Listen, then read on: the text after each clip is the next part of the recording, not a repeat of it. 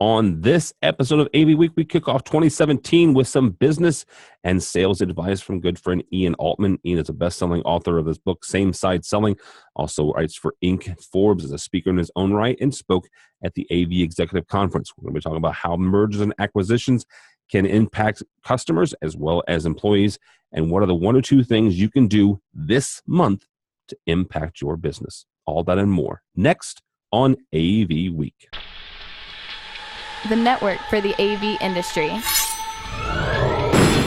What are you listening to? This is AV. This is AVNation. This is AVNation. AV Week is brought to you by our fine group of underwriters, companies like Peerless AV. This is AV Week, episode 280, recorded Friday, January 6th, 2017. Selling AV. Ready. AV Week. Performing scan. Week. Online. This is AV Week. AV Week.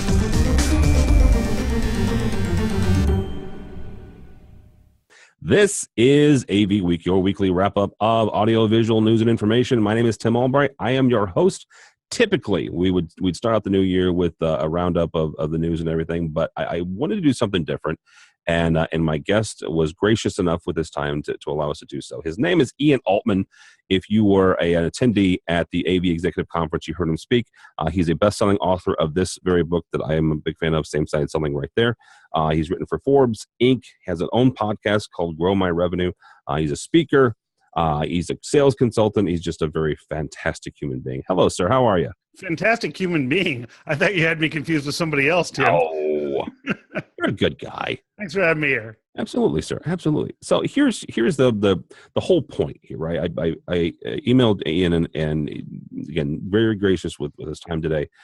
I said, look, you've made an impact on me and how I run my business and do my sales. And not for nothing, but AVNation is a media company. We have to do sales to make our ends meet and to, for our revenue. And your book impacted me a lot. And I was introduced to it through the AV Executive Conference this year. You were a speaker there and talking about the experience economy. And I am certainly not going to try to bastardize your book, but basically making sure you're helping people in your sales. And if you can't help them, you point them, hopefully to somebody who can. It's not adversarial selling. It's solving a puzzle, I think is the thing the example that you use. And so I'm like, you know what, smart guy, great in sales, written for a bunch of folks, has a podcast about growing your revenue. Let's talk about that as we start the year, right? Yes, tech is important, and yes, we'll get to that next week, and yes, all the mumbo jumbo, and we're actually going to talk about some of the mergers and acquisitions that happened this year and how it's going to impact. But let's focus on the business for a second. Let's pause here for half an hour and talk about how to grow our business for the year. First and foremost, Ian, the business climate is I don't say it's changing, but it's going to go through some transformation, especially with the president-elect being a business person, right? Yeah. So as a business person, how do you get ready for this next year? Well, I think there's a few things. First, I think that we can often be kidding ourselves if we think that who gets elected president is going to have a material impact on our business. So whether you're a huge supporter, whether you're an opponent, and I say that because there's very few people in the middle. What I've seen on Facebook is that people are polarly, have a polar opinion one way or the other. It's one person is going to have such a dramatic impact on our businesses. Often it gets back to the same fundamentals, which is understanding very clearly what problems you solve for your customers so that when you communicate to them, you're speaking about things from their perspective, not your perspective. And what I find is that the top performing companies do that consistently. And the ones who struggle say, no, it's not important. And then they still struggle. And they're kind of in that state of denial.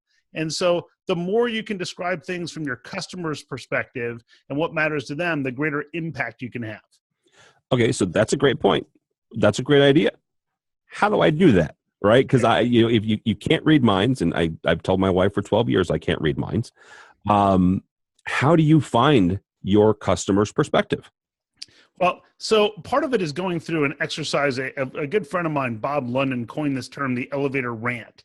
And so we all know what an elevator pitch is. The elevator pitch is this notion of giving somebody your 15 to 20 minute spiel on what it is that you do. Okay. Now, I've done a lot of research on how executives especially make decisions. The way they make decisions is first they ask, what problem does this solve, or why do I need it? And then they want to know what's the likely outcome or result if I make this investment. So if I understand that, then guess what? I need to start with what problem I solve for them. So what you want to think about is, with your best clients, how would they describe the problem they were having that warranted a change to whatever it is that you sell? So someone didn't come to you and buy a huge monitor for a venue because they just felt like something that would be that size. There's a specific purpose they had in mind. Someone didn't switch from one live event company to another one because, well, I just felt like switching. Something probably happened that triggered that change. They weren't getting the experience they wanted. They weren't driving the audience they wanted. And let's face it, there's nobody who's saying, oh, you know what, we're going to put in this whole AV setup in our conference facility, and we're going to get top-of-the-line stuff because we really don't care if it gets messed up or not. No, they're going to spend the more money because, look, I can't have the risk of having my number one client show up at an event, and now we look like a bunch of idiots who don't know what they're doing. We don't look professional. So the elevator rant is what it would sound like in your customer's words that they would complain about that's worth solving. Okay, so you've got the elevator rant, you've got the problem, figuring out the problem that you're trying to solve that they have. Going forward into this year, and you're kind of right about the president not necessarily being a direct impact on businesses, but it is something people worry about, right? Sure. Any sort of upheaval. I mean, you look at Wall Street and the stock market, any sort of uncertainty it certainly causes consternation in business in general. How then do you get your rank and file salespeople to buy into this? So if you're a business owner and you buy into this, how then do you get folks who have made their bread and butter for years not doing this, get them onto this program? Well, I often say that the best thing to do, there are a couple of things. One is kind of this immersion. You can immerse people into it. So you can do intensive training for a day. But guess what? If you do training and don't provide reinforcement, then don't do training at all, because you're just going to waste money. In 60 days, people are going to be back to doing what they used to do. It's the ugly truth of most training, is that if you don't provide reinforcement, then whatever you spend on training is going to be wasted. What I encourage people to do is, look, pick 2 or 3 people who are open-minded and model this with them. And when everyone says, wow, those people are killing it, how come they're making so much money? Then it's easy to get buy-in from the rest of the people, because they say, oh, this isn't just another harebrained idea someone has. This actually has some legs to it. It's actually going to work. It's actually going to generate results. I should probably buy into this too. I've got a client of mine who their number one salesperson for years was reluctant to learning anything new. And the CEO brought me in to work with their team, decent sized sales force. And there was a young guy who was, not their bottom performer, but probably in the bottom half. Yeah. And the guy just became an incredible student of this, and really started mastering some of the skills and principles that we teach. And the year that he surpassed the top sales guy, so the top sales guy was no longer the top sales guy, that was the year the top sales guy said, hey, how can I pick up on some of this stuff? And that's a great reinforcement, though. It really is. You said you model and you show folks, how it's done.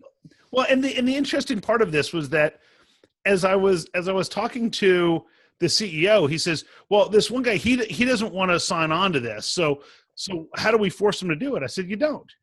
It's like trying to force your kids to do something. It's a wasted effort.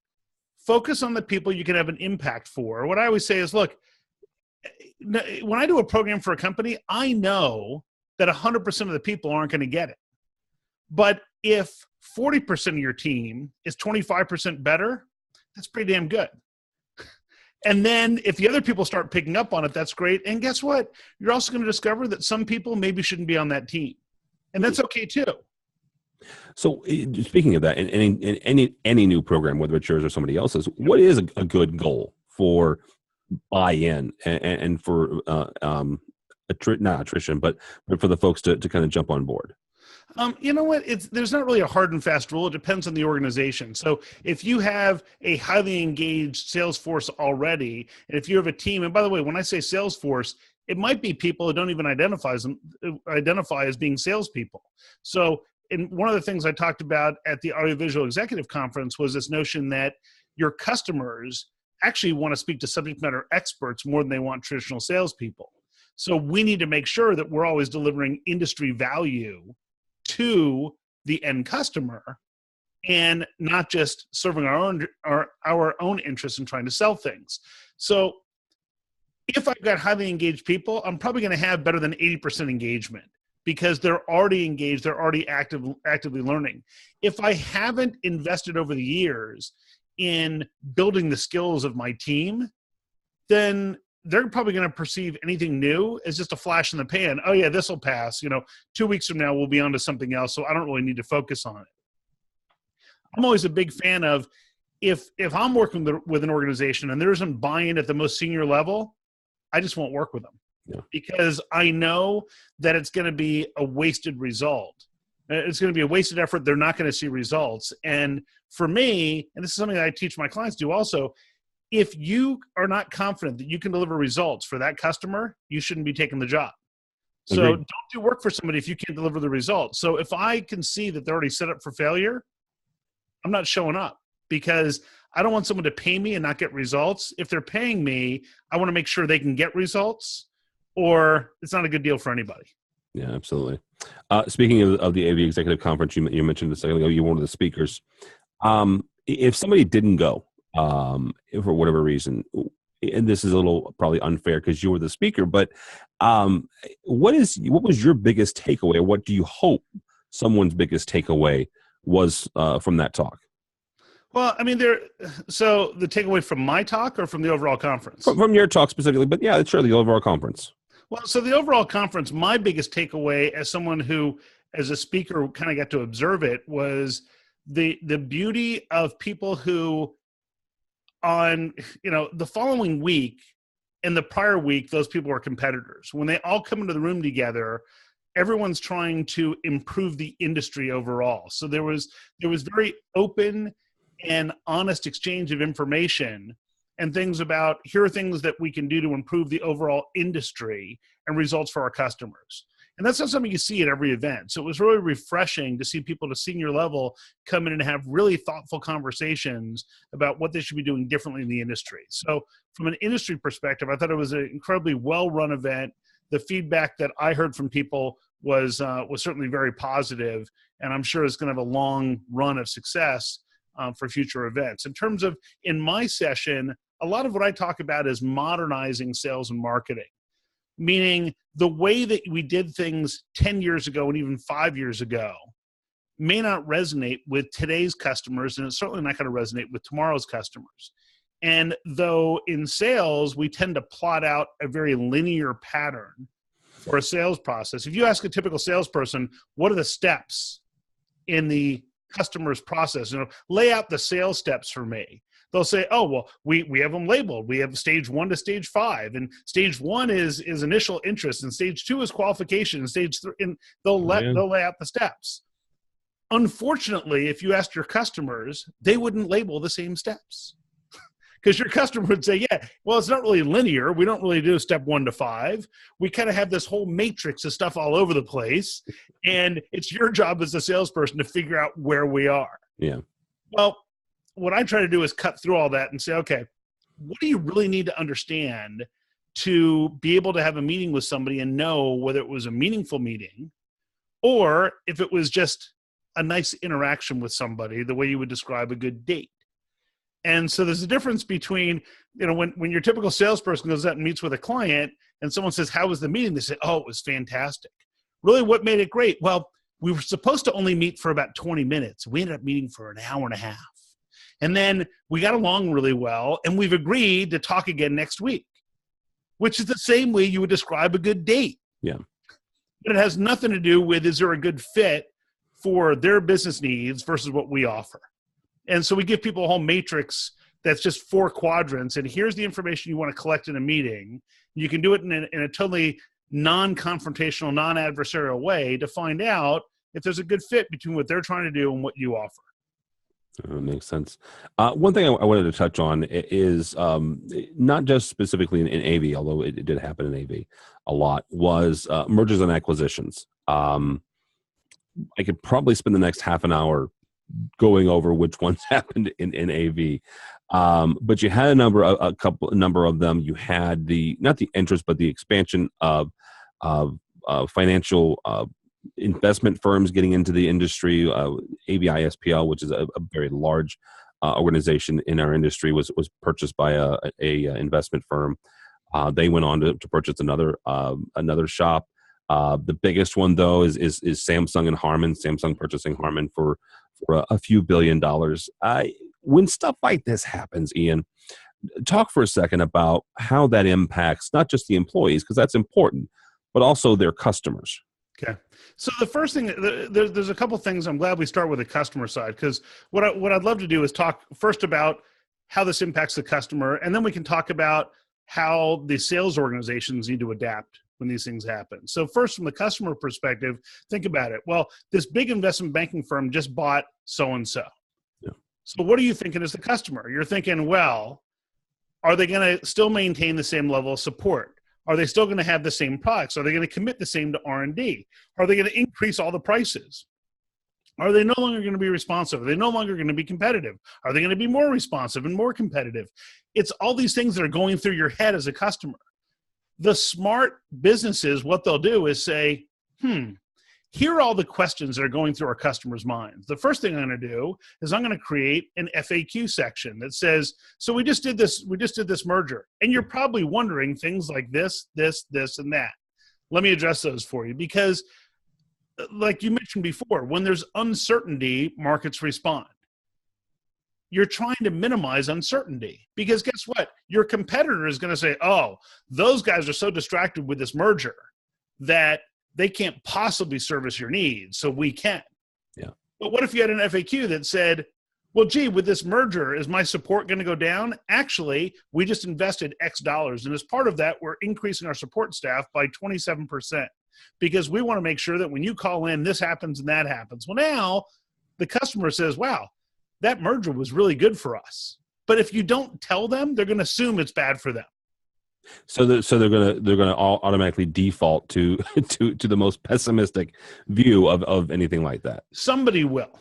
Yeah. So guess what? If in a case of, if you liked both of the companies that now merged, you go, oh, that's even better. Now it's under one roof. Yeah. But the person in your organization who was skeptical before, everything becomes magnified. So if you like them, you like them more. If you don't like them, you hate them even more. Right? So it kind of goes back and forth.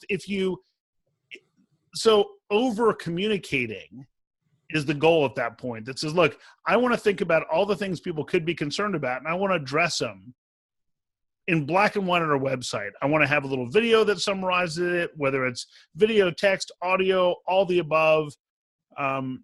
Just make sure you share that information so that people get comfortable.